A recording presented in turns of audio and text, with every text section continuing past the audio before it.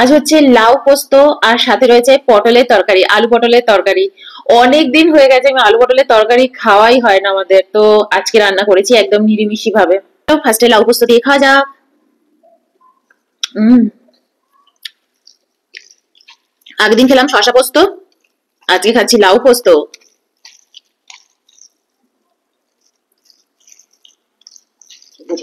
ভালো আছে। অনেকের কাছে আবার এই খাবারগুলো খাবারই নয়। এই খাবার খাওয়া মানে হচ্ছে তাদের নাকি ঈশ্বর খাবারই জোটান না। তাদের হচ্ছে দামি দামি খাবার যখন প্লেটে পড়বে, পাতে পড়বে, ইলিশ মাটন আরো দামি দামি জিনিস, সেটাই হচ্ছে তাদের খাওয়া। সেগুলো না খাওয়া মানে হচ্ছে তাদের খাওয়াই না জোটা। কি করব বলো। আমাদের আবার ঈশ্বর এইরকমই জোটান। না, ঈশ্বরের নামে মিথ্যা কথা বলবো না। ইলিশ মাটন সবকিছুই উনি জোটান, কিন্তু আমরা তার মধ্যে আবার এগুলোকে বেছে নিই খাবার বলে। যার যেরকম ধারণা। সত্যি কথা, আমি কিন্তু এরকম শুনলাম। এরকম ধরনের খাবার খাওয়া মানে হচ্ছে না খেতে পাওয়ার সমান। তো আমরা হচ্ছি না খেতে পাওয়া লোক, এরকম খাবার খাই। চলো খাওয়া যাক। হুম। খাওয়া যাক না খাওয়া যাক। অয়ন বলছে খাওয়া যাক না, না খাওয়া যাক।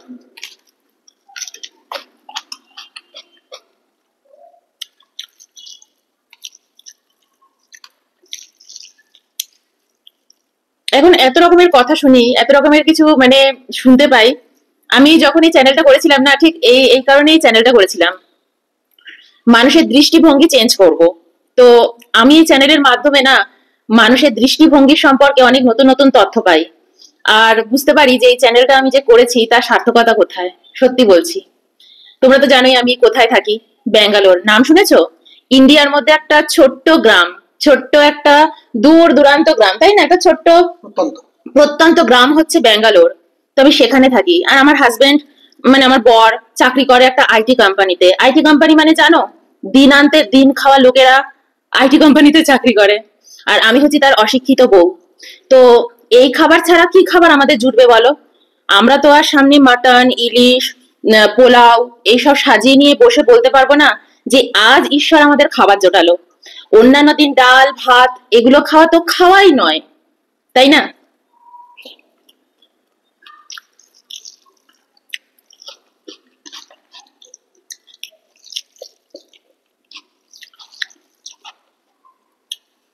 আজ থেকে 5 বছর আগে ব্যাঙ্গালোরে, সত্যি বলছি, এই ভাতের থালা ছুঁয়ে বলছি, কিচ্ছু জুটতো না, পেতামই না।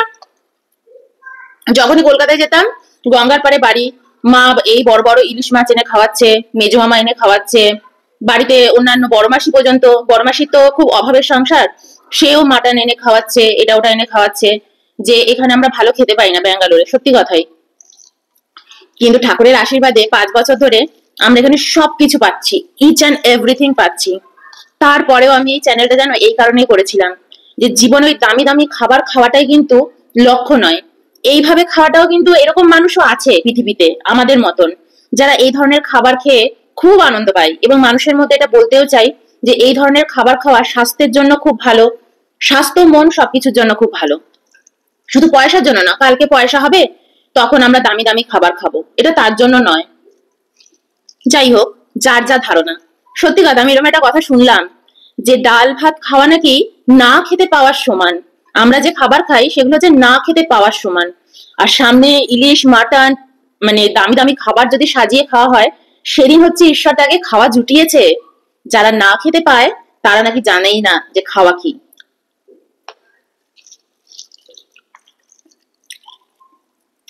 কি করবো বলো।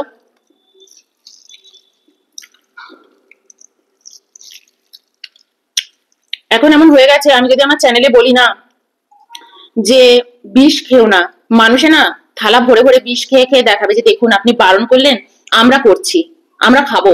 তো এই হচ্ছে এখন ব্যাপার। যার জীবনে যেটা ভালো লাগে তার জীবনে সেটাই করুন, শুধু বড় বড় জ্ঞান দেবেন না, তাহলেই হলো।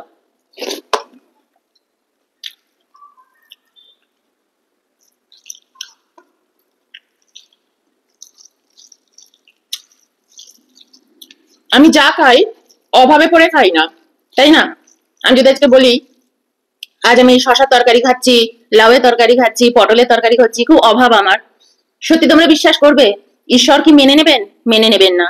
সেরকম যারা মনে করে ওইরকম ধরনের খাবার সামনে সাজিয়ে কথা বলে যে এই খাবার না খাওয়া মানে হচ্ছে না খেয়ে থাকতে পারার সমান, তাদেরও ঈশ্বর দেখে নেবেন, তাই না? ঠিক দেখে নেবেন ঈশ্বর।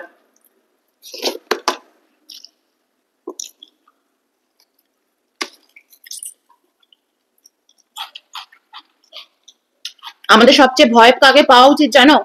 নিজের কর্মকে। ওটাকে ভয় পাও, তাহলেই হবে।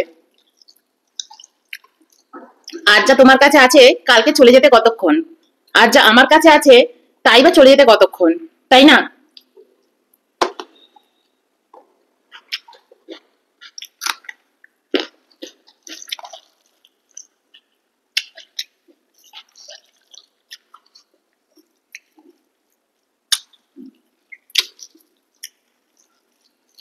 লাউয়ের তরকারিটা দারুণ হয়েছে জানো। লাউ এই লাউ পোস্ত আমি আগে কখনো খাইনি। তোমরাই বলেছো লাউ পোস্ত খেতেও নাকি খুব ভালো লাগে।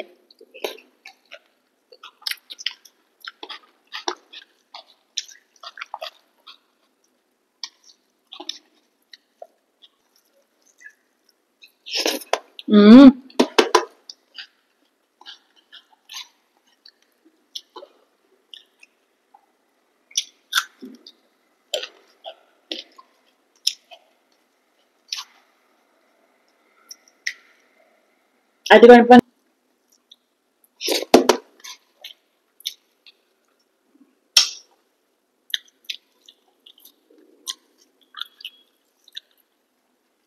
পটলের তরকারিটা নিয়ে নি।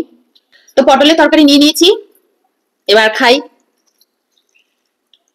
আবার এইসব খাবার তো না খেতে পাওয়া লোকেরা খায়, মানে না খেতে পাওয়ার সমান। এটা না মানে আমার মাথার মধ্যে ঘুরছে যে মানুষের অহংকার মানুষকে কোথায় নিয়ে দাঁড় করায়। অয়নের এক আত্মীয় আছে আমার শ্বশুর বাড়িতে, আমাদের এক আত্মীয় ছিলেন, অয়ন তোমার ওই যে সেই পিসে মশাই না কে যেন, উনি সারা জীবন খেতে খুব ভালোবাসতেন। ওনাদের নিজস্ব, এবং কালকে ওনাদের কথাই বলছেন, সেই যে পিসি যে বাড়িতে এসে ফ্রাইড রাইস রান্না করতো, চিলি চিকেন রান্না করে দিত। ওনাদের নিজেদের রেস্টুরেন্ট রয়েছে বড়। উনি সারা জীবন খুব ভালো ভালো খাবার খেতে খুব ভালোবাসতেন। তো উনি সবসময় তেল ছাড়া, তেল মশলা ছাড়া এইসব খাবারকে উনি ওরকম না না খাবার বলেই মনে করতেন। এরকম লোক ছিলেন। ইভেন আমি আগের দিন যে বললাম আমাদের পাশের বাড়িতে যে অয়ন থাকতো, ওদের বাড়িতেও আমি আগের দিনই গল্প করেছি তোমাদের সাথে, ওদের বাড়িতেও সেই তেল, ওদের মানে জল দেওয়া যাবে না রান্নায়, তেল পড়বে জল পড়বে না, এরকম যেন রান্না হয়, তেলের নিচে ডুববে রান্নাগুলো। তাদেরকেও দেখেছি, তাদের জীবনযাপন আমরা দেখেছি যে তাদের জীবন লাস্টে তাদের কোথায় নিয়ে গিয়ে দাঁড় করায়। স্কিনটা না, স্কিন বলে আর কিছু থাকে না, মুখটা পুরো কালো হয়ে যায়। কালো কিন্তু গায়ের রং চাপা নয়, কালো হচ্ছে গুলো রোগ, সকাল থেকে রাত অব্দি ওষুধ খায় আর মুখটা পুরো কালো, মুখে কালো কালো ছোপ ছোপ ছোপ ছোপ, আর বড় বড় কথা তাদের খাওয়া নিয়ে, এই খাই না ওই খাই না, এটা আবার খাওয়ার নাকি, এদের মুখে আমরা শুনেছি। আর তাদের জীবনযাপন আর লাস্ট তাদের পরিণতি কি হয়েছে তার এখানে ব্যাখ্যা করলাম না। হুম, দারুণ হয়েছে গো।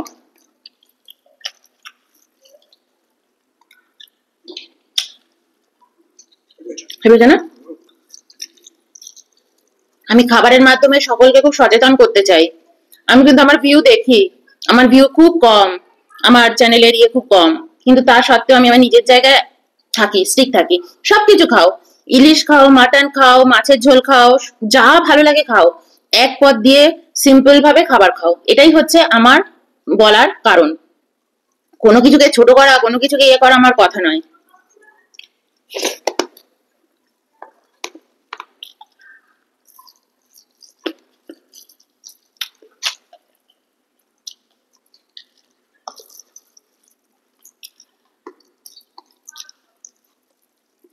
মনে রাখবে তোমার জীবনযাপন, তোমার খাওয়া দাওয়াই কিন্তু তোমার সব।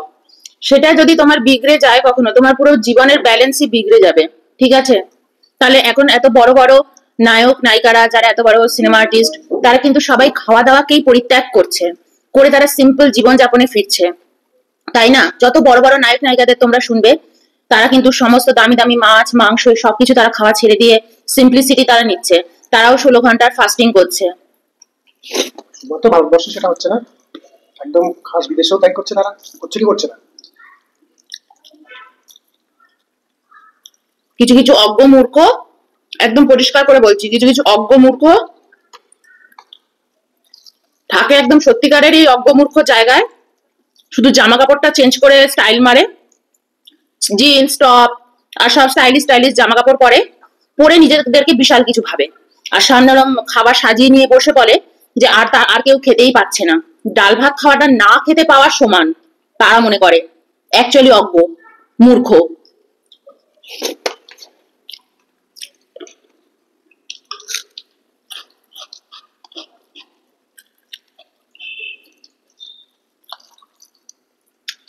তাই না?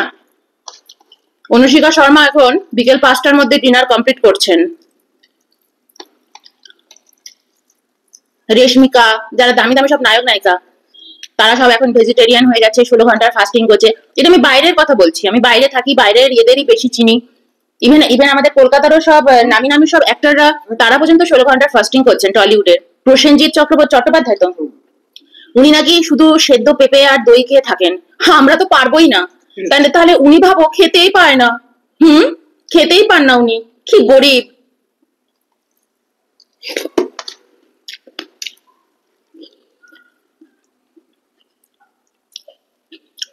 মূর্খদের মূর্খর হাতে ছেড়ে দাও, বুঝতে পেরেছো? যেদিন মজা বুঝবে, এখানে মূর্খদের সাথে একটু যদি জীবনের নাম করেছো, তাও তো নিজে থেকে নাম করো না।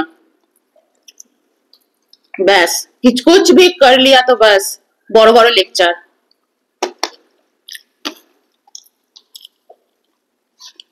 খারাপ লাগে কেন জানো? সবার সামনে সবার মুখ খুলে বলো,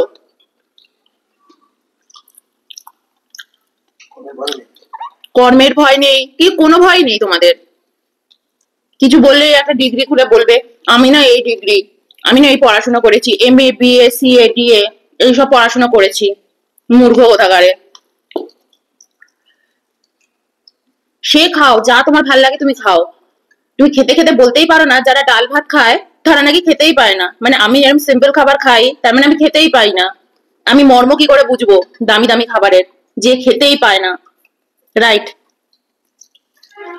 যাক, তুমি খেতে পাচ্ছ, তোমরা খেতে পাচ্ছ, ভালো, খাও।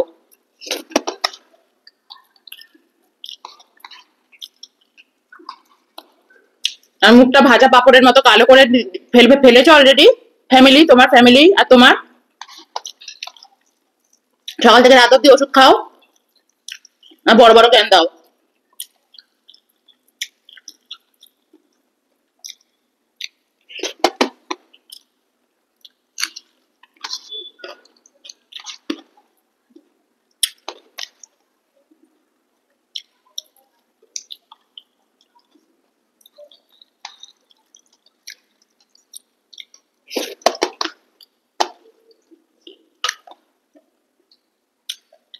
আমি আমার চ্যানেলে যেটা মেসেজ দেওয়া সেটা মেসেজ দেবো।